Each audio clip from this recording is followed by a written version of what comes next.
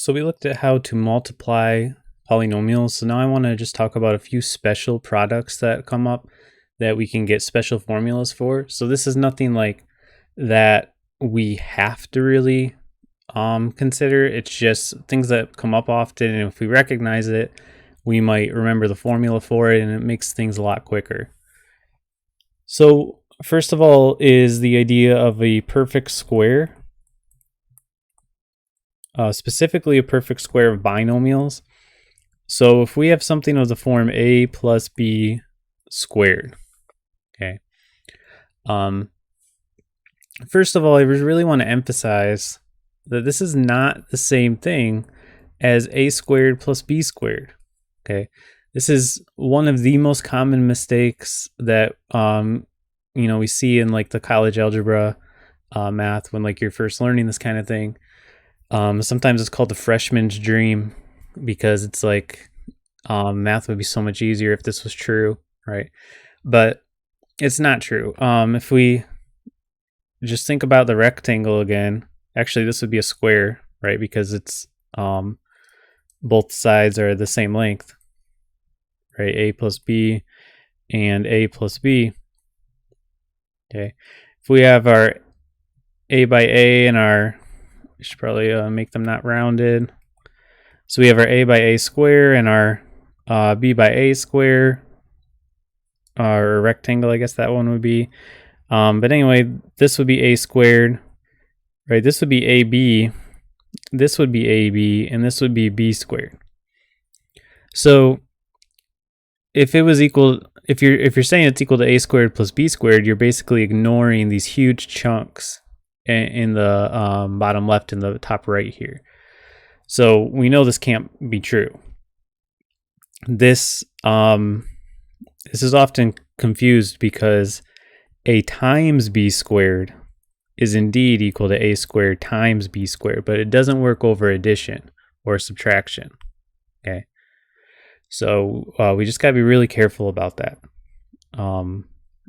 It's just like our brains see this and just want to write this because it looks like it makes sense, right? It looks like it's true, but it's not true. So we got to be careful about this.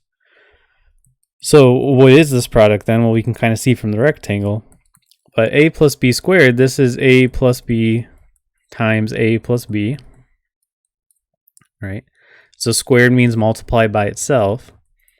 So here, using FOIL or whatever you want to use, you get a squared plus a times b plus b times a plus b squared. Now a times b and b times a, multiplication can be done in any order, so these are the same thing. So we end up with a squared plus 2ab plus b squared. Okay, so this is just kind of a convenient formula for this kind of product that comes up a lot. And if it's minus b squared, then not much changes except for the sign in the middle here. Not the sign on both of them, but just the sign in the middle. So we get a squared minus 2ab plus b squared. So we can use this if you memorize the formula or just learn it by repetition, just from using it a lot. It means that you can quickly write a lot of these products. Like if you see this, then you can just write x squared minus 2 times 4 is 8, so 8x plus 16, right? So you don't have to write out the whole thing. So this can just be a quick time-saving formula. Now it's not something that's necessary, just something that can be convenient.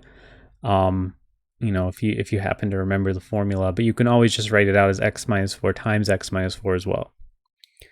Maybe we get something like 4y plus 5 squared. Okay, so then it would be 16y squared plus 2ab. So 2 times 4 times 5 is going to be 40y, right? Plus 25. Okay.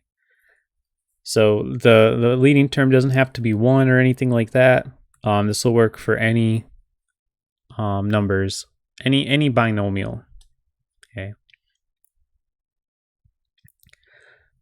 Now, another one that comes up a lot is what's known as the difference of squares.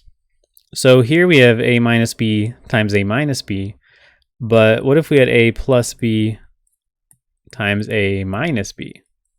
Okay, so this is the difference of squares. Okay. Now this one is more important when we're going the other way. We're going to start to look at factoring, which means we're going to start from something like x squared minus 8x plus 16 and break it down into x minus 4 squared, right? So we're going to go the other direction.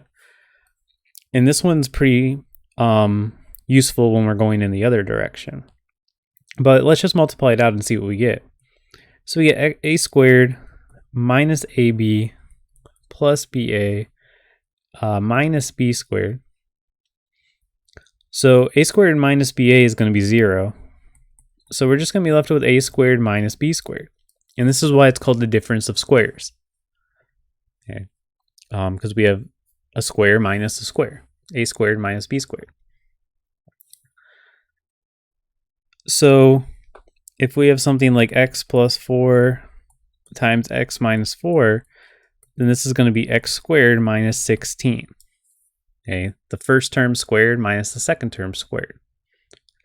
So like I said, this is more helpful going the other way. Like if we see something like x squared minus 16 and we recognize that they're both perfect squares, we'll be able to recognize that we can factor it as x plus 4x minus 4. If we have something like 2x plus 3y minus 2x or times 2x minus 3y, then we get 4x squared minus 9y squared. Okay, so there's no limit on what the terms are in the binomials. It's just if you have a binomial that they're both the same except for the sign.